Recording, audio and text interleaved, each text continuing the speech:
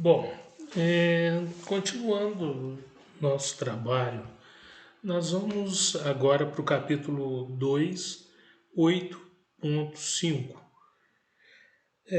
que fala justamente sobre a questão de adicionar usuários. O próximo menu, nesse processo que a gente vem realizando de instalação, ele solicita a criação de pelo menos uma conta de usuário. Ou seja, naquele momento inicial, a gente criou a conta, né, de root, o sistema fez a instalação e agora, no momento seguinte, a gente precisa criar pelo menos um usuário e recomenda-se fazer o login no sistema usando a conta desse usuário e evitar com que se utilize a conta do root. Então, quando conectado como root, essencialmente não há limites ou proteção para que possa ser feito, ou seja, o root ele tem condições de fazer o que ele quiser dentro do sistema. Ele tem poder, inclusive, para poder destruir até mesmo o próprio sistema. Então, é fácil o login com o usuário comum, ou seja, como usuário normal, e depois, através do SU, é que faz o acesso ao root. Essa passa a ser a forma mais segura de se utilizar o sistema. Então, nós temos aqui essa tela, onde vai perguntar se quer acrescentar mais um usuário no sistema, você diz que sim, e os prompts, né, no prompt que vai surgir, ele determina aqui o nome do usuário, o nome completo do usuário, o ID, o grupo que esse usuário vai participar, a classe e o login, o shell, né? Nesse caso aqui a gente tem o SH, o CSH, o TSH, ou seja, escolhe-se aqui quais dos shells o usuário vai poder utilizar. O diretório, nesse caso aqui, como é um único usuário, ele fica dentro do home, e as permissões que vão possibilitar que esse usuário ele possa ter aí dentro do sistema. Geralmente isso está marcado como default, e a possibilidade é que muitas vezes, na maioria das vezes, a gente faz essa instalação e isso vai depender do nível de detalhamento de cada pessoa, mas em algumas situações você pode deixar aí como default e isso não haveria problema nenhum. A senha, nesse caso, não poderia ficar como default, é necessário que haja uma senha, mas o próprio sistema te dá a possibilidade, se você quiser deixar uma senha vazia, você tem a possibilidade de dar um yes ou no aqui e escolher uma senha vazia. Ele também te dá uma possibilidade de utilizar uma senha randômica, e aqui você daria um yes ou no se escolhesse assim. Geralmente eu deixo passar essa possibilidade, eu nunca utilizei essa senha randômica. Se alguém utilizar, depois me avise, me fale aí como que é. A senha comum e a confirmação da senha para verificar se essa senha está correta ou não.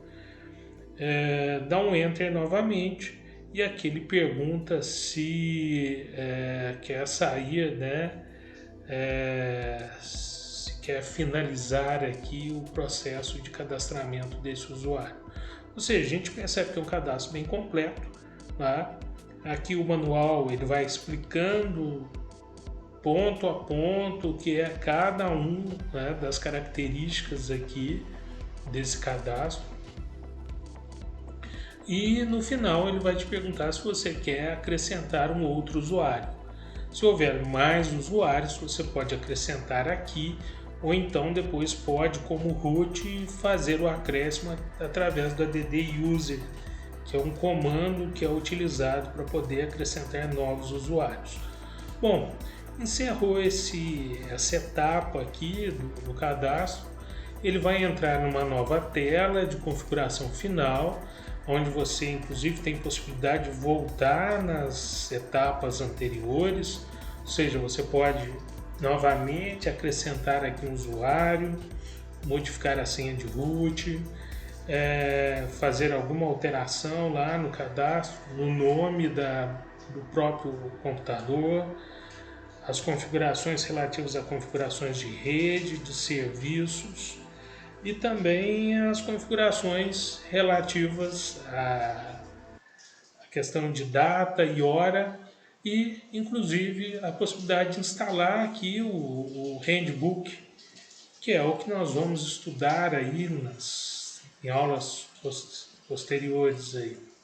Bom, cada uma dessas possibilidades, o manual vai explicando aqui o que é cada uma delas e no final você dá um reboot aqui para poder ligar, desligar e ligar a máquina novamente e fazer a instalação do sistema. Claro que aqui, se você estiver utilizando um pendrive ou um CD de instalação, seja o que for, é necessário nesse momento fazer a retirada para que ele não reinicialize novamente e comece o processo todo de novo, todo novamente. Então é preciso ter esse cuidado. Várias vezes já aconteceu comigo, às vezes você termina todo o processo, depois do final acaba esquecendo aí o pendrive na máquina e acaba tendo que refazer o trabalho todo novamente. Então, sempre cuidado para essa situação. Se você tiver aí numa máquina virtual, o cuidado de ir lá em configurações e excluir lá a configuração referente ao arquivo que você está instalando, até porque isso equivaleria aí ao próprio pendrive espetado na máquina, que faria todo o processo lá na máquina virtual também reinicializar. Então, sempre esse cuidado. Então, se outras configurações especiais foram necessárias, você seleciona o CD, às vezes ele te dá essa opção, reinicializa a máquina e enquanto o FreeBSD é inicializado, vão surgindo algumas mensagens vão sendo exibidas e depois que o sistema termina a inicialização, um prompt de login ele é exibido, aí sim vem um prompt onde você vai digitar o usuário, a senha, e aí sim você pode cair lá no super usuário, à medida que você digitou o usuário do root, né? E sempre surgem mensagens diferentes, né, no que diz respeito. A possibilidade do SSH, né, ele pode em alguns momentos ser uma possibilidade de estar aberto ou não. Alguns sistemas de instalação eles dão a possibilidade de você desligar o SSH. Caso não seja possível, depois a gente vai ensinar uma forma de entrar dentro do arquivo específico e fazer essa desativação ou ativação, se for o caso. Bom, agora você já tem um sistema, esse sistema já está ligado, você já tem um usuário, e para desligar esse sistema não basta simplesmente ir na tomada e puxar a tomada, né? Ou então meter o dedo lá e desligar o sistema. Não é isso. Na realidade, o que você precisa fazer é dar o seu primeiro comando para poder desligar o sistema. E esse comando é o shutdown "-p now", que é preciso ser feito de uma forma cuidadosa. Esse comando, para que ele possa ser efetivo no desligamento da máquina, é preciso que ele esteja com uma senha root, ou então isso vem acontecendo comigo, em alguns sistemas você instala e shutdown "-p now, ou shutdown "-h now, ou então se você tiver alguma dúvida, dê um comando man, M-A-N, shutdown, M-A-N, power off, e vá lá no manual para ver quais as possibilidades que você tem para poder desligar a máquina e de que forma que essa máquina tem que ser desligada. É necessário que esse comando seja feito de forma correta, porque o desmontamento dos arquivos ele vai ser necessário, é necessário que ele seja feito de forma correta para que o sistema não seja danificado. O Power Off ele é uma opção também. Existe aí a opção do Halt, que é um outro comando. Cada máquina costuma às vezes ter algumas diferenças. Não sei se eu estaria falando uma bobagem, mas o que eu percebo na minha só Power Off é que vai desligar. Se alguém tiver alguma experiência diferente aí, me fale. Bom, agradeço vocês.